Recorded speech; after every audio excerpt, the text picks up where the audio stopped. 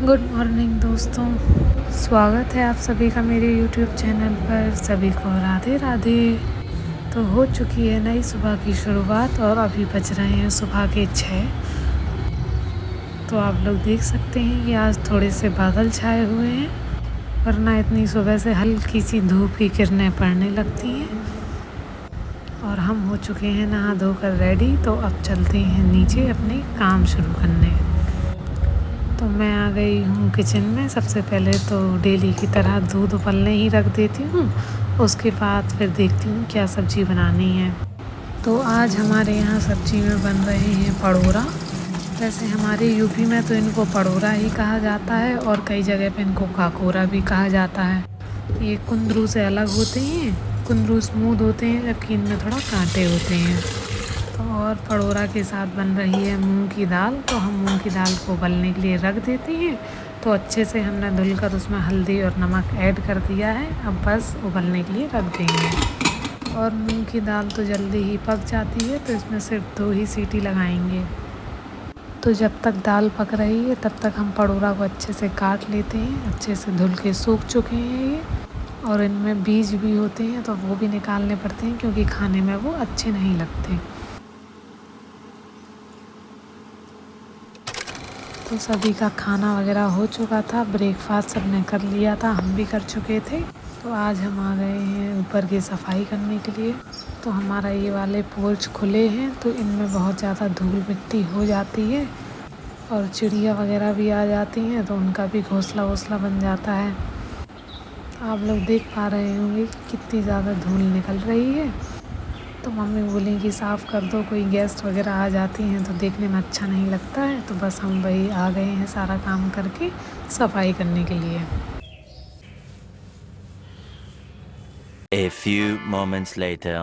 तो आज हमारे यहाँ आ रहे हैं एक स्पेशल गेस्ट, तो उनके लिए बन रही है गुजिया।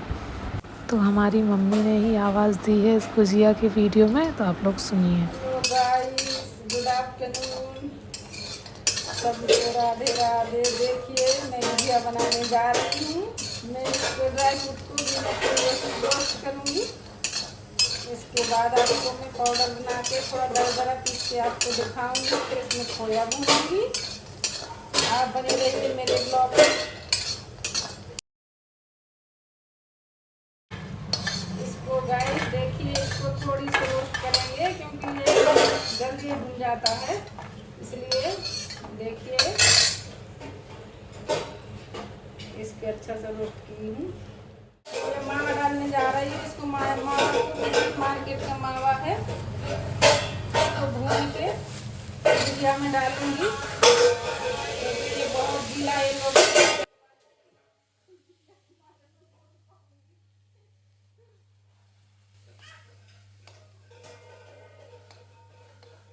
तो दोस्तों अनवी इतना शोर मचा रही थी कि मम्मी रिकॉर्ड नहीं कर पा रही थी, तो फिर आगे का उन्होंने आवाज़ रिकॉर्ड नहीं करी, तो मैं ही वॉइस ओवर कर देती हूँ।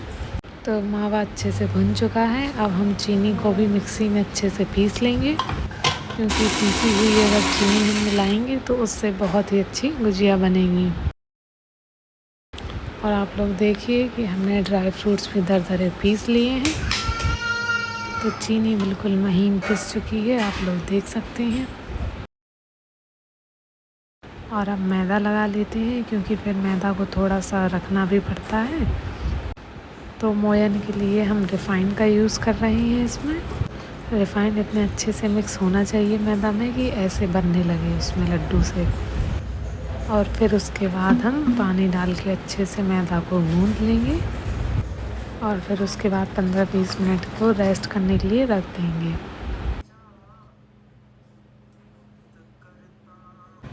जब तक हमने मैदा रख दी है 15-20 मिनट के लिए, तब तक ये मावा, ड्राई फ्रूट्स और चीनी मिक्स कर लेते हैं। इसी में इलायची भी कूट कर डाल दी है।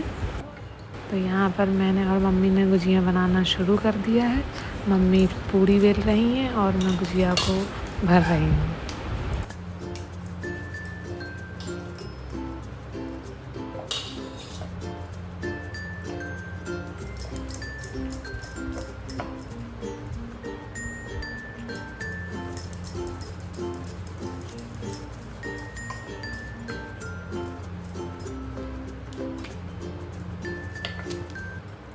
तो गुजिया सारी बन चुकी हैं। अब यहाँ पर तलना भी शुरू कर दिया है गुजिया को। और अगर बनाने के बाद उसको बहुत ज़्यादा देर तक बिना तले रखो तो फिर गुजिया खुलने लगती है तलने टाइम पर। इसलिए जैसे जैसे गुजिया बनती जाती है वैसे ही उसको तलना पड़ता है। और गुजिया तलने के लिए हम रिफ़ाइन का यूज़ कर रहे हैं।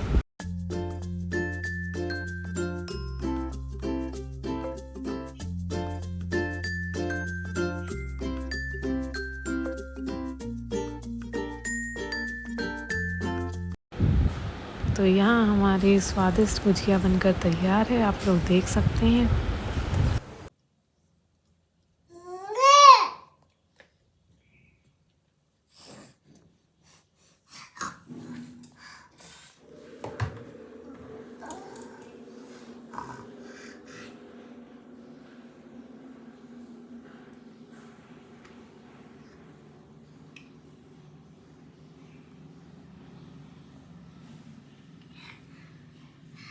One eternity later. और अब ये रात का समय हो चुका है और यहाँ पर डिनर बनना शुरू हो गया है।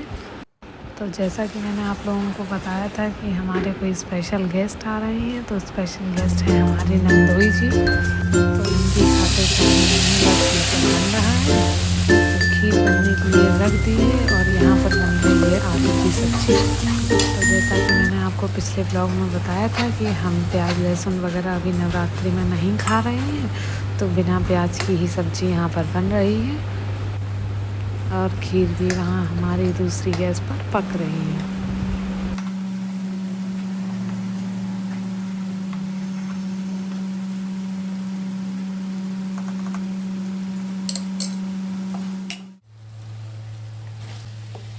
तो सब्ज़ी का मसाला अच्छे से भुन चुका है और अब हम आलू मिक्स करेंगे उसमें।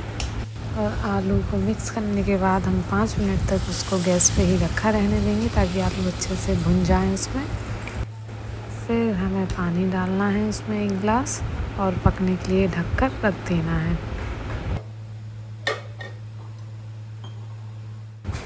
और जब तक हमारी सब्ज़ी पक रही है तो यहाँ बन रही है खट्टी मीठी इमली की चटनी।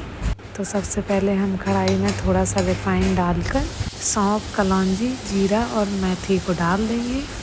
और जब वो अच्छे से भुन जाए तो उसमें हम इमली डालेंगे। इमली हमने पहले ही फुला कर रख दी थी पानी में ताकि अच्छे से फूल जाए। और जब इमली का पानी उबलने लगे तो उसमें हम गुड़ डाल देंगे और अच्छे से उबलने के लिए रख देंगे चलाकर।